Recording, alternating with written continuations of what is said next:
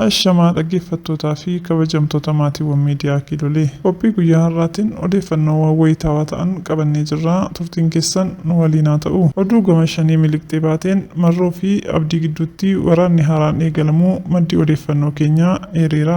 Jaal Marroon waraana waliinii gandummaa bu'uura godhatee daran balbalachuun ajajoonni garichaa hedduun isaanii akka du'aniif socho'aa turuun isaa ni yaadatama. Namichi kun Shira Wallaggatti shurrubbee, qaangee fi fakkaattota isaanii irratti eegalee bal'isuun yeroo dhiyoo asitti Shawaa sanyii fa'i irratti weerara saaqeen hedduun lubbuu isaanii akka dhaban ni yaadatama.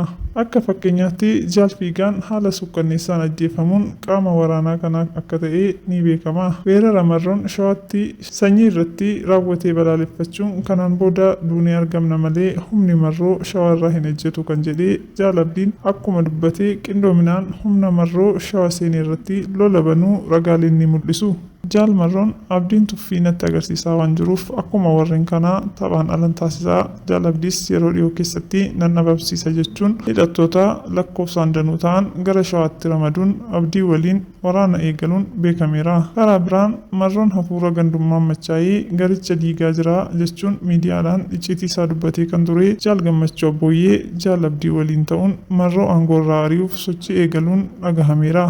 Icciitii kanaa kan dhaga'ee Jaal Marroon dhiphina hamaa keessa seenuun garee Jaal Abdii keessaa namoota muraasaa maallaqaan bituun Abdii dhabamsiisuuf tattaaffii taasisaa jiraachuu maddeen amanamoo odeeffannoo keenyaa nuuf ibsaniiru.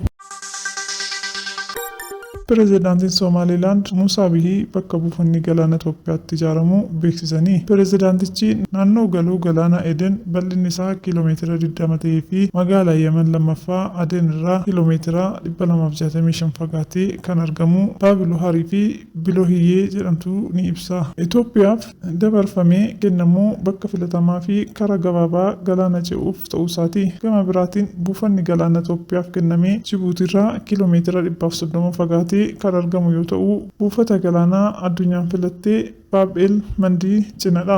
Egaa jaallatamtootaa fi kabajamtoota keenyaa guyyaa har'aaf qabnu asumaan golomnaa yeroo dansaa qabaadhaa. Galatooma.